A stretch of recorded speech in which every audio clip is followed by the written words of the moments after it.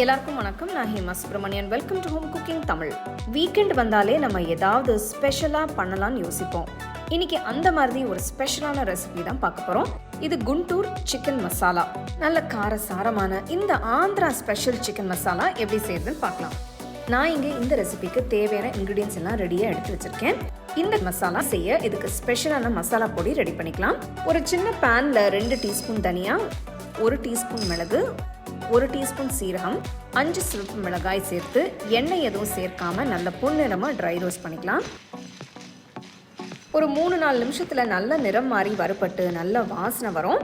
இந்த ஸ்டேஜில் ஸ்டோவை ஆஃப் பண்ணி வேற பிளேட்டுக்கு மாற்றி ஆற வச்சுக்கலாம். நல்லா ஆறிடுச்சு. இப்போ ஒரு மிக்சர் ஜாரில் மிளகாயை காம்பு எடுத்துட்டு சேர்த்துட்டு இது கூட மற்ற பொருட்கள் எல்லாம் சேர்த்து நல்லா அரைச்சிக்கலாம். பாருங்கள், இப்போ ஃப்ரெஷ்ஷாக வறுத்து அரைச்ச பொடியில் 2 டீஸ்பூன் தனியாக எடுத்து வச்சுட்டேன். மிக்சர் ஜாரில் இன்னொரு 1/2 டீஸ்பூன் அளவுக்கு பொடி இருக்குது. இப்போ இந்த பொடி கூட ஒரு துண்டு நறுக்கின இஞ்சி, 3-4 பல்லு பூண்டை நறுக்கி சேர்த்து அரைச்சிக்கலாம். தனியாக நம்ம இஞ்சி பூண்டு விழுது சேர்க்க தேவையில்லை, இதுலேயே அரைச்சி சேர்த்துக்கலாம். இப்போ கொஞ்சமாக தண்ணி சேர்த்து நல்லா விழுதாக அரைச்சிக்கலாம். மசாலா பேஸ்ட் ரெடி ஆகிடுச்சு. இதை எடுத்து தனியாக வச்சிடலாம். இந்த ரெசிபிக்கு நான் 1/2 கிலோ சிக்கன் எடுத்திருக்கேன். இந்த சிக்கனில் 1/4 டீஸ்பூன் மஞ்சள் தூள், 1 டீஸ்பூன் உப்பு, 1 டீஸ்பூன் காஷ்மீரி மிளகாய் தூள், அடுத்து தண்ணி ஊற்றி அரைச்ச மசாலா விழுத சேர்த்து நல்லா கலந்து விடுங்க. மசாலா எல்லாம் சிக்கன் மேலே நல்லா கோட் ஆகிற மாதிரி மிக்ஸ் பண்ணுங்க. மசாலா தடவின சிக்கன் ஒரு 1/2 மணி நேரம் ஊறட்டும். ஒரு அகலமான கடாயில் 3 டேபிள் ஸ்பூன் அளவுக்கு எண்ணெய் ஊற்றி எண்ணெய் சூடானதும் 1 டீஸ்பூன் கடுகு, 1 டீஸ்பூன் சீரகம் சேர்த்து கடுகு பொரிஞ்சதும் 2 பெரிய வெங்காயத்தை நல்ல பொடிசா நறுக்கி சேர்க்கலாம். இது கூட 2 பச்சை மிளகாயை கீறி சேர்க்கலாம். வெங்காயம் 2-3 நிமிஷம் நல்லா வதங்கட்டும். வெங்காயம் வதங்கினதும் ஊற வச்ச சிக்கன் பீசஸை இது கூட சேர்த்துக்கலாம். நல்லா கலந்து விடுங்க.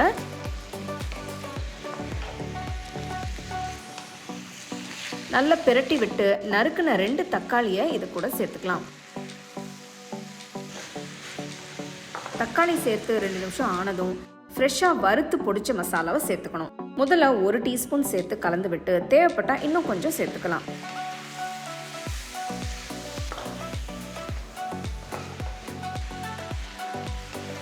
இது கூட ஃப்ரெஷ்ஷான கருவேப்பிலையும் சேர்த்து மிக்ஸ் பண்ணுங்க.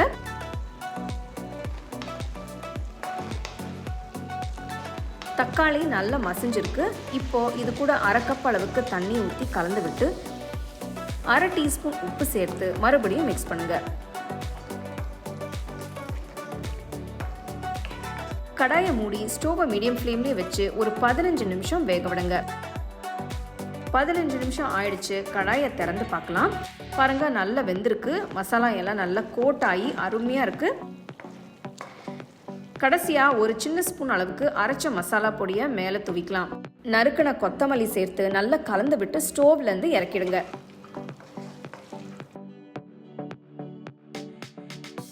ரொம்பவே அருமையான குண்டூர் சிக்கன் மசாலா பிரமாதமாக தயாராகிடுச்சு. இது நீங்கள் வெறும் சாதத்து கூட சாப்பிட்லாம், இல்லைனா ரசம் சாம்பாருக்கு சைட் டிஷ்ஷாக கூட வச்சு சாப்பிட்லாம். ரொம்பவே அருமையாக இருக்கும். ஸோ கண்டிப்பாக இந்த சிக்கன் ரெசிபியை நீங்கள் ட்ரை பண்ணி எப்படி இருந்ததுன்னு எனக்கு சொல்லுங்கள். அப்படியே உங்கள் ஃபேமிலி ஃப்ரெண்ட்ஸ் கூட ஷேர் பண்ணிக்கோங்க. உங்களுக்கு இந்த ரெசிபி பிடிச்சிருந்தா லைக் பண்ணி ஷேர் பண்ணி ஹோம் குக்கிங் தமிழ் சேனலுக்கு சப்ஸ்கிரைப் பண்ணுங்கள். மறக்காமல் பெல் ஐக்கானை கிளிக் பண்ணுங்கள்.